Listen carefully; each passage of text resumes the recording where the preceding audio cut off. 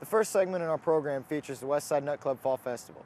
This documentary takes us back to the very beginning of one of the most famous street festivals in the United States. As fall approaches and the warm days of summer begin to disappear, the city of Evansville prepares for its famed annual celebration. What began as a small Halloween masquerade has grown into a yearly event known as the West Side Nut Club's Fall Festival.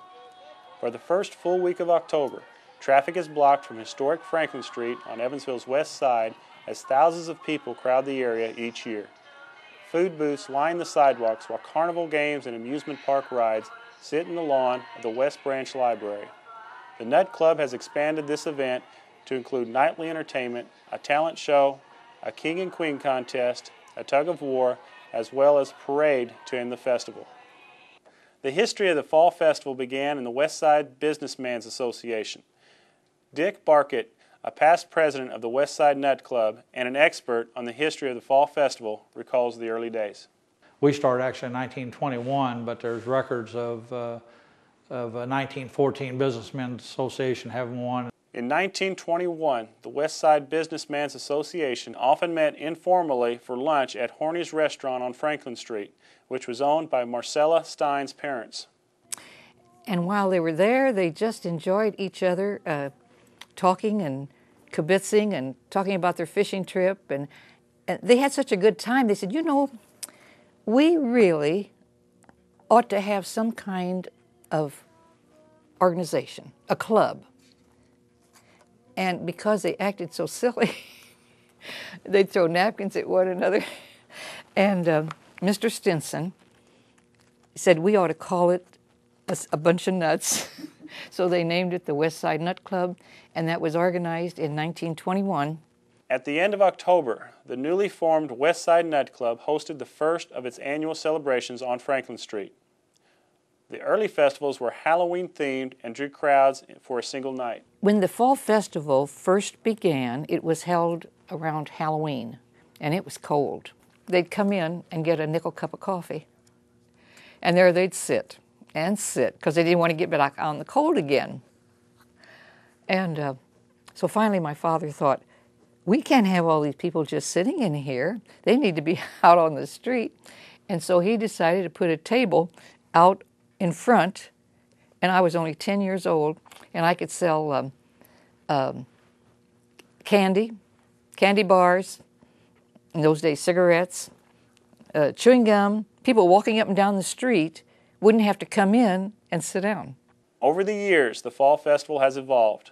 Some of these changes have been made for practical purposes. For instance, no longer hosting the event at the end of October.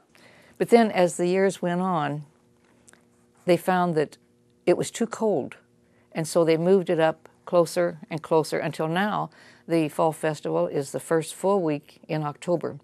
As the festival grew longer and more people began to attend, the need for entertainment grew. One of the first events to be held was the King and Queen contest. Yeah, the first King and Queen contest was in 1947. Doris Buckman won the first one. Store owners would often decorate their businesses during the week of the Fall Festival in the hopes of attracting customers, and vendors would rely on having an eye-catching booth rather than exotic food. And when I first came in, I think it was mainly the staples, the hamburgers and the pizzas and the Pronto Pups and the corn dogs and things like that. And now they've kind of, in the past 15 years or so, they've kind of, one of them trying to outdo the other one with Gator Gumbo and suckers with bugs in them, and trying to find something unusual. Carnival rides and games were introduced into the festival in the 1950s. However, instead of being able to mill about freely, participants entered an enclosed rides area.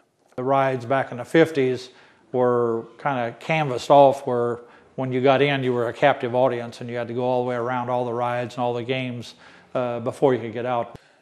In the late 50s, several big-name entertainers were brought in to celebrate the festival. In 1955, Homer and Jethro were the featured act, and in 1956, a Hopalong Cassidy and his horse Topper came to Evansville.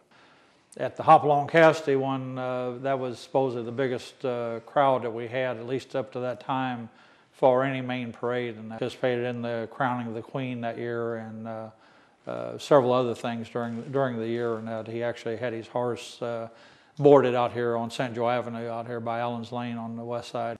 In 1957, Minnie Pearl, a star of the Grand Ole Opry and later the popular television series Hee Haw, appeared to perform. The Fall Festival also incorporates two parades.